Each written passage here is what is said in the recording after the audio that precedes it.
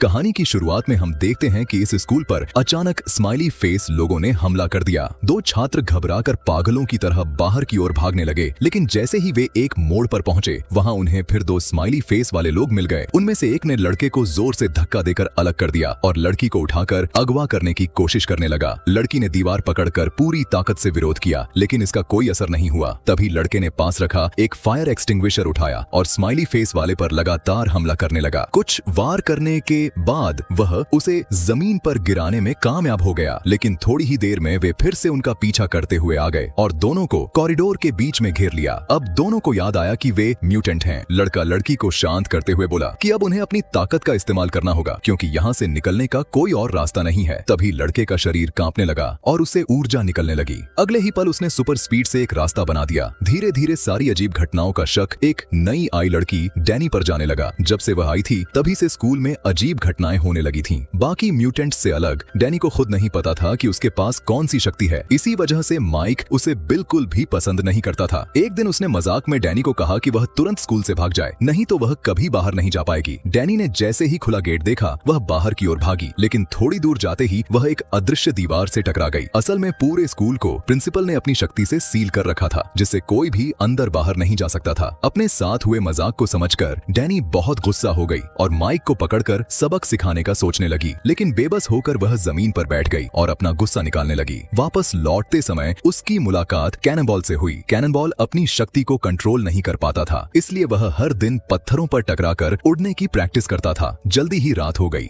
Danny सोते समय एक डरावना सपना देखने लगी, जिसमें उसे अपने बचपन की याद आई, जब उसके पिता की हत्या हो गई थी। उसी समय मॉनिटर पर उसकी मानसिक ऊर्जा तेजी से बढ़ने लगी। इधर कैननबॉल को भी कुछ अजीब महसूस हुआ। वह कांपते हुए वॉशिंग मशीन के पास गया और अचानक एक विजन में चला गया, जहां वह उस खदान में पहुंच गया जहां उसके पिता की मौत हुई थी। उसके पिता खून के आंसू रोते हुए उससे टकरा रहे थे। असल में उसकी शक्ति के बेकाबू होने से ही खदान ढह गई थी और उसके पिता की मौत हो गई थी। अगले ही पल एक तेज ऊर्जा के झटके से वह दूर जा गिरा। अगले दिन निक और डैनी के बीच फिर से झगड़ा हो गया। लड़ाई के दौरान डैनी ने उसे सिर से जोरदार टक्कर मारी और उसे बुरी तरह घायल कर दिया। निक गुस्से में आ गया और उसने अपनी मैकेनिकल आर्म और एनर्जी स्वॉर्ड निकाल ली। जैसे ही वह वॉर करने वाला था, प्रिंसिपल समय पर पहुंच गई और उसे रोक लिया। इसके बाद दोनों को सजा के तौर पर बंद कर दिया गया, लेकिन यह अकेलापन धीरे धीरे डैनी के अंदर छिपे डर को बाहर लाने लगा और उसकी शक्तियां भी नियंत्रण से बाहर होने लगीं। उसी समय एक लड़का स्विमिंग पूल में तैर रहा था, लेकिन अचानक उसे अपनी गर्लफ्रेंड दिखाई दी, जो पहले मर चुकी थी। वह डर कर किनारे पर आ गया और माफी मांगने लगा, लेकिन उसकी गर्लफ्रेंड जली हुई लाश बनकर धीरे धीरे उसकी ओर बढ़ने लगी। इस दौरान भारी ऊर्जा उतार चढ़ाव ने प्रिंसिपल का ध्यान खींच लिया। जब तक वह वहां पहुंची, लड़का सनस्पॉट के रूप में बदल चुका था। प्रिंसिपल ने तुरंत एक डंडा उठाकर उसे पानी में धक्का दिया ताकि वह शांत हो सके। इसी समय बाथरूम में नहा रही वुल्फ गर्ल को अचानक वह पादरी दिखाई दिया, जिसे वह पहले ही मार चुकी थी। इस डर से वह पूरी तरह टूट गई और उसका शरीर धीरे धीरे भेड़िए के रूप में बदलने लगा। जब तक प्रिंसिपल वहां पहुंची, वह अब पूरी तरह एक भयानक भेड़िए के रूप में बदल चुकी थी और बाहर की ओर झपट पड़ी। इसके बाद वह कमजोर होकर कॉरिडोर के अंत में गिर गई और उसकी गर्दन पर अब भी उस डायन का निशान मौजूद था। इसी समय प्रिंसिपल को आखिरकार ऊपर से आदेश मिला। असल में इन सारी घटनाओं की जड़ वही लड़की डैनी थी। उसकी शक्ति यह थी कि वह लोगों के अंदर के डर को वास्तविक रूप दे सकती थी, क्योंकि उसकी ताकत बेहद खतरनाक और बेकाबू थी। ऊपर से आदेश आया कि प्रिंसिपल वहीं पर डैनी को खत्म कर दे। इसके बाद प्रिंसिपल ने इलाज के बहाने डैनी का भरोसा जीत लिया, लेकिन अचानक ही डैनी को ऑपरेशन टेबल पर बांध दिया गया।